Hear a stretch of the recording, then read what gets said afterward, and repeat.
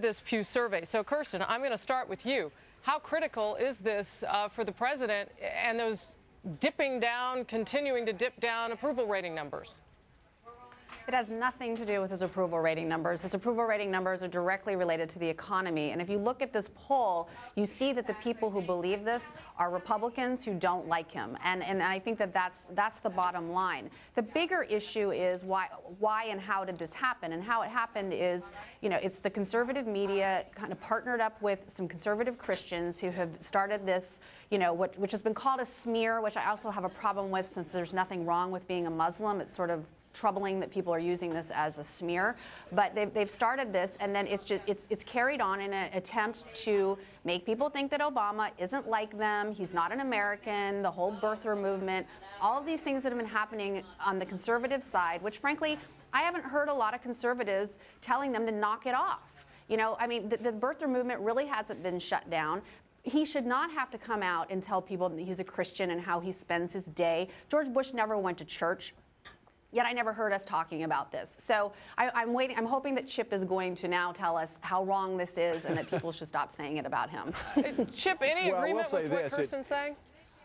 You know, I'm going to shock you even more. I actually agree with what the White House did today by addressing this quickly, because even though this shouldn't have anything to do with him being president or approval ratings, it does read into the election because the intensity of the voters against Obama, or the folks that are coming out to vote, they're going to be voting against Obama. They're going to be sending a message to Washington. They're going to be voting Republican straight down the ticket. Some not because they necessarily agree with us, but they really don't like what President Obama and the Democrats in the Congress are doing.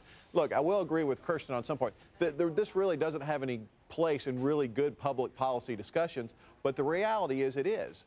This is not conservative talk radio or things like that just stirring up. Oh, come on. This is everyday conversations that are happening out there. You don't have to agree with them or not, but it is affecting the election in November, and this is an intensity issue. And if you look at those numbers, these have intense feelings towards Obama.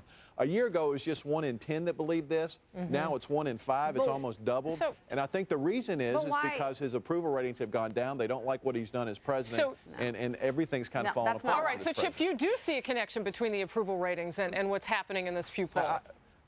I really do. And the reason is because a year ago, 1 in 10 believed that he was a Muslim. Again, it's not right. It's not that he's not. But Chip, the reason for that is that you have people like Rush Limbaugh referring to him as Iman, you know, Hussein Obama. You have Rick Scott putting out a campaign ad in Florida referring to the mosque as Obama's mosque. You have high-profile birther people. You know, you have all of these things going on. There's constant insinuations about him. There are emails always among the Christian community. I turned on Christian radio the other day and was listening to all this scary stuff about, you know, Obama and NASA and Muslims. And so don't make it out that it's just because Obama, you know, people are upset with his policies. That's not what's going on here. Let me interject if I could just one second, guys, because I want to make this point. You know, the Obama administration has made several times this point that they don't really look at polls.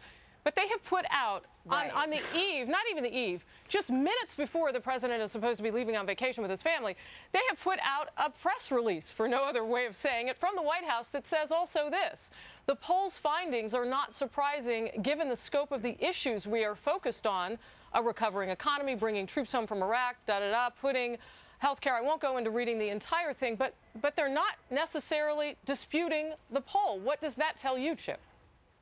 Well, first of all, I'd have to throw the BS flag that the White House doesn't look at polls. I bet they look at polls every day. Probably every night they're probably looking at some kind of different polls about where the American people are and how they're doing. And the fact is they're doing bad across the board.